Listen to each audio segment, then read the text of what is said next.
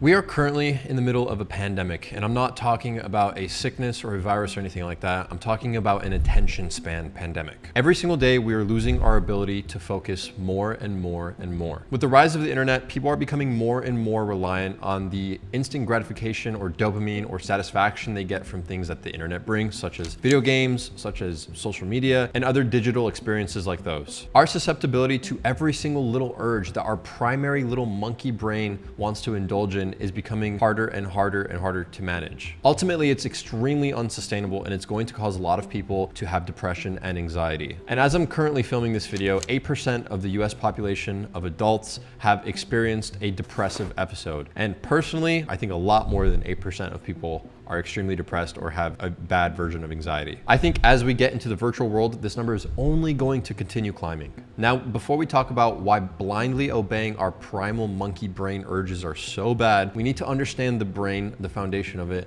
and why this is happening. And this is actually some very interesting stuff. So I hope you guys will pay attention and try to understand this problem, because the best way to solve a problem is to fully understand it from the ground up. In this video, I'm going to talk about what our personalities are balanced by: the id, the ego, the superego. I'm going to talk about the current and increasingly worse imbalance in the id. I'm going to talk about the marshmallow test, and I'm going to talk about exactly what we need to do to solve this problem. I'm sure most of you guys remember Dr. Sigmund Freud from psychology in high school, but he was the first to propose the idea that our personality in our brain is actually made up of three components. You have the id, the ego, and the superego.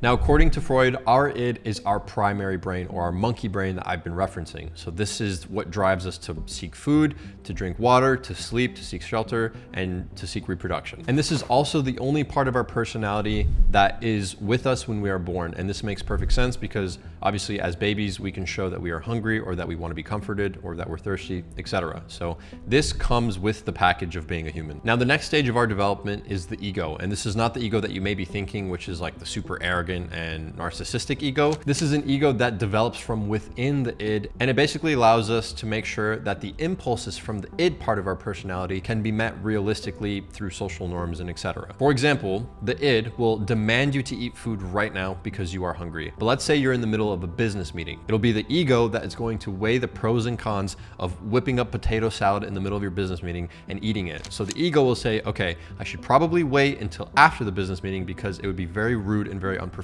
of me to eat this potato salad in front of my boss. The ego allows you to make appropriate decisions according to the rules of society, and that's why it's the second stage, because you learn this as you grow up as a child. Here's another way to visualize this, and Freud used this example himself. The id is basically a horse, and the ego is basically the person riding the horse. The horse itself provides power and momentum and movement, and the rider provides the direction and the guidance. So the horse by itself will kind of just wander around and move with no purpose, and it won't really get anywhere that it needs to go. The rider, on the other hand, understands the need for direction and purpose, and so when you pair them together, you're able to get from point A to point B very effectively. Finally, the last component of the personality to develop is the superego, and according to Freud, the superego starts to develop around age 5. The superego is basically our own personal, unique sense of morality, and it stems from the environment that we grow up in. It stems from our parents and our friends and our family. The superego provides a guideline for making ethical and moral judgments. You could almost think of the superego as being completely opposite to the id. And there's two more subcomponents in the superego: the conscience and the ego ideal. The conscience is what signifies what is bad according to society. So it's because of your conscience that you don't go up to somebody and steal their money or hit them in the face and then run away, because you have a conscience and you know that's probably a bad thing or not the right thing to do to another human. The ego ideal basically includes everything that the ego aspires to be. So, I mean, the name makes sense. A good example of this is the idea of sharing is caring. So if you share with other people are going to think that you're nice and good, and they will view you as nice and good. So think of the id as the little devil on your shoulder, and the superego, the little angel on the other shoulder, and the ego is you. And you're basically trying to balance the three of them. So now that we understand the foundation of our personality, we can start to break down this problem and really understand how to solve it. The problem essentially becomes a problem when certain parts of our personalities become unbalanced or become overly dominant. And unsurprisingly, today's generation are becoming very, very vulnerable to the id. With the ease of access to dopamine via the internet, obeying our id is very easy. It virtually takes no effort to satisfy that desperate and deep need for belonging if we can just watch daily vlogs of people on the internet and feel like we are belonging in their group with all of their friends. It takes no effort to satisfy your deep need for intimacy if you can just go on a website and be intimate with yourself. And once again, it takes very little effort to establish a strong connection with people in the real world if you're able to just go on social media and reach anyone at any point in time. So because people are opting in for the easier versions of all of these things, they're not getting the true version of them. They're not getting the true experience of belonging, of having intimacy and being and having connections with close friends. They're getting like an artificial version of them from the internet. And all of these satisfactions are depressingly fake and empty. They're not going to fulfill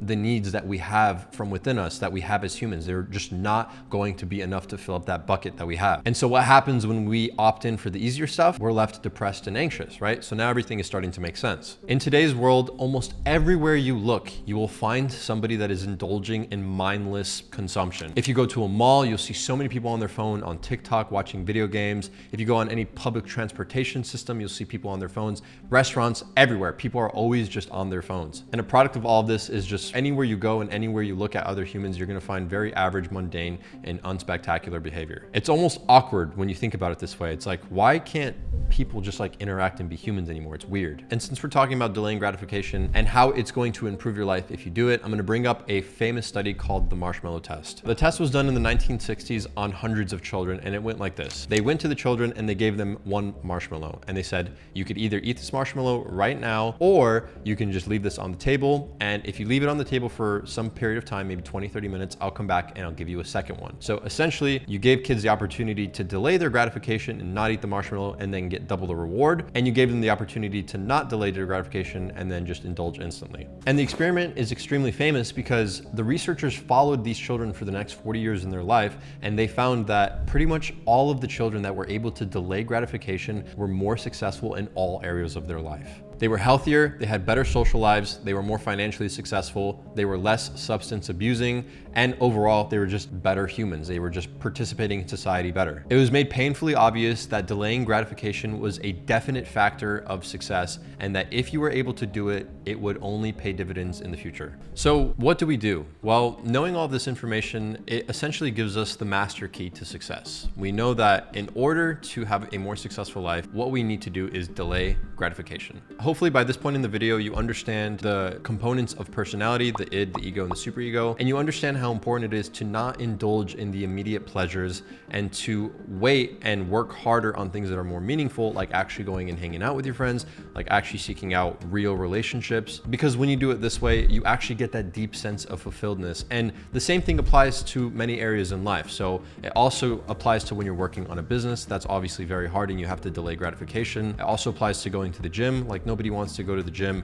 and work hard and strain their muscles and do cardio and stuff, which the alternative would be to just sit on the couch and watch movies and eat potato chips. My point is, eventually you get a body that looks really good and you look really good and you're really proud of yourself and you're really happy, versus being overweight and you're not happy and you're depressed because you don't like the way that you look. If you have trouble trusting the system, you need to ask yourself, if you know anybody that's extremely successful, how often are they spending all day on TikTok or playing video games all day long? And don't even say Twitch streamers, because that's like literally 1% of the population. How is training your brain to be weak and to be reliant on impulsive decisions going to allow you to become successful? Something that takes a lot of hard work and dedication. Like, it's so painfully obvious. Like, it's just, no, it's not going to. So you need to give this stuff up. You need to sacrifice it. What you need to do is build more positive habits. So maybe don't check your phone as soon as you wake up in the morning, and whatever else, you know, every single person is unique. So whatever you think you need to do to not indulge in all of these things that are bad, that give you all this dopamine, you need to slowly start building the opposite of those. And once you accumulate enough good habits, what will happen is it will start to become a lifestyle, and all of the little pleasure, like indulgences that you used to do all the time before, would actually not feel as good anymore. They would make you feel guilty because it's not your personality. It would essentially feel wrong, right? And that is going to set you up for success, because now you've changed your personality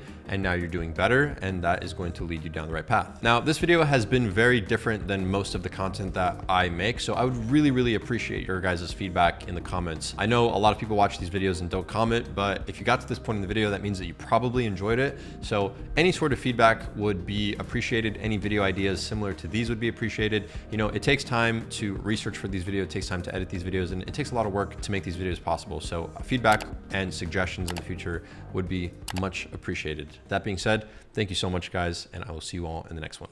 All right, so I'm currently at my dashboard on smmshiba.com, And do not get confused by the website names. SMM Shiba and SMM Dodge are actually the same website. So all you have to do once you've created yourself an account here is to go on list, click on this category icon, select, and here you want to select something, basically any option that says from with video. So I'm going to choose this one right here, and this should be already fine. 2014, 2017, yeah. Now I'm going to click on buy, confirm, and now you can go onto your product orders and you will see this is pending. All right, the order is now completed. This didn't even take 2 minutes. What you want to do now is you want to copy that ID, and we want to be organized, right? Especially if we have multiple channels, you will not find them again. So make sure to save it somewhere.